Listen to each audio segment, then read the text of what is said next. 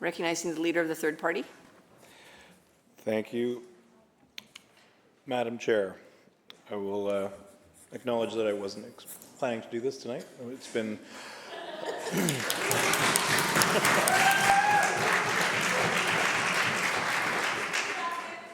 never a dull moment, and I will not be debating the merits of Zoom backgrounds with the Premier.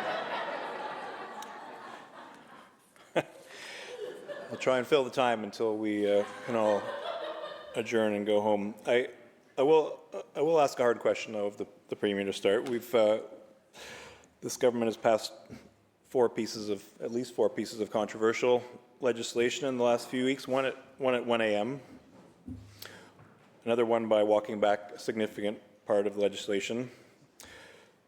Two more today by time allocation, which left us unable to fully debate the bill, and then the Speaker casting the tie. I'd be interested to hear the Premier's reflections on this session as it's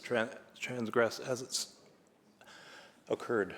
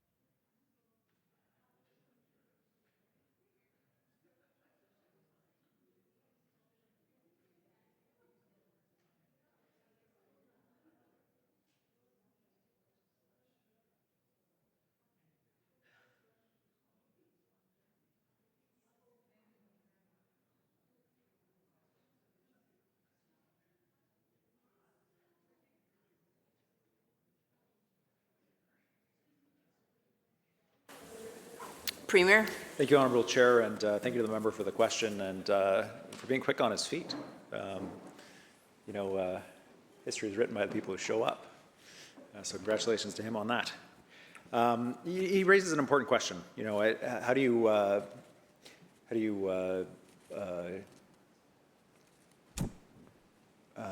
manage the House? How do you ensure that the government's business gets done, but also that there's fair time to air concerns, ask questions, and debate?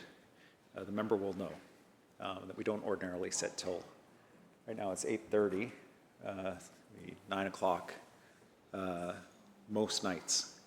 This has been a significant challenge for many members, I know.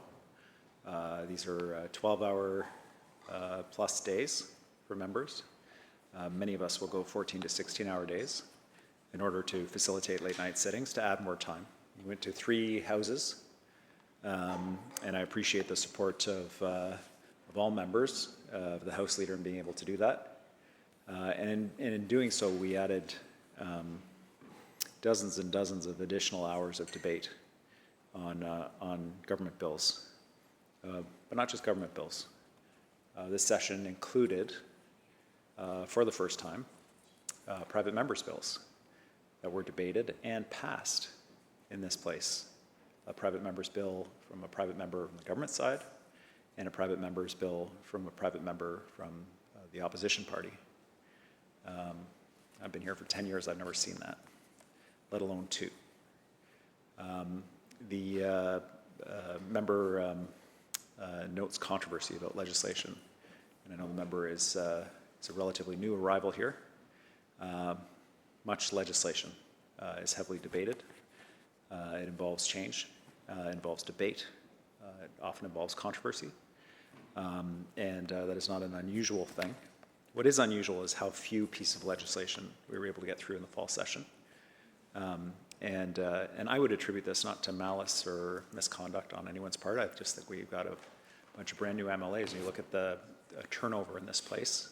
We've had a huge number of people who are finding their feet. They're learning about the process. They're learning about how to do estimates. They're learning about debate on bills and so on, and they're using different mechanisms to raise their points. It's all appropriate and all necessary. But ordinarily, we get about 20 pieces of legislation through the fall session. The session, 13 pieces of legislation. So not only did we add significant additional hours, we reduced the overall legislative agenda. We have bills that are carrying over to the next session. But at the end of the day, the bills the member has identified as ones he's asking me to reflect on are critically important bills. They respond to a rapidly evolving situation with our biggest trading partner, the President of the United States, attacking our economy, going after our ability to support British Columbians, and doing it in the name of annexing Canada as the 51st state. These are significant and profound issues that have resonated around the globe, and it is in this moment that British Columbia needs to respond, and British Columbians expect us to respond to ensure that we're protecting as best we can under this threat our economy, that we're supporting them and their families with high quality services, that we're building the schools and hospitals we need, and we're doing so efficiently and quickly. And I know the member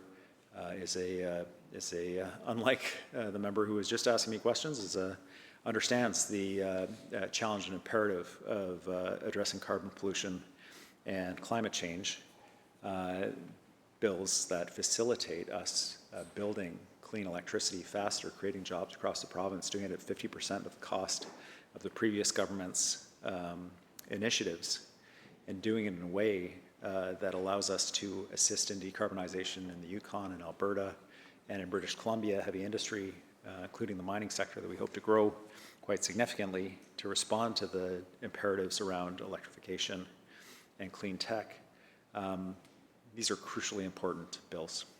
So the member's right, there's always puts and takes. There are considerations to be made about ensuring that members have a chance to debate.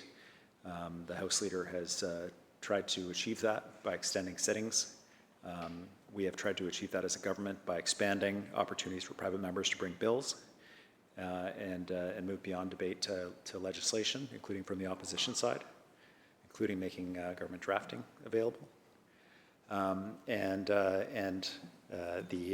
proud of the work of the Minister of Infrastructure, the Minister of Energy, the Minister of Finance, and other ministers that move significant bills, as well as every colleague on this side of the House, and certainly the work of many people to debate and address these issues. But particularly proud of the NDP caucus for their work through this session. They worked incredibly hard and took some risks in allowing space for opposition to expand debate and expand participation in really meaningful ways. And I'm grateful for that. And so I think this session brings learnings for all of us moving forward. And it also brings important legislation to respond to a significant economic threat to our province. I hope the member will indulge me as I briefly address a question raised by the member, the Leader of the Opposition. The member asked about the zero-emission vehicle strategy, made a number of assertions about it.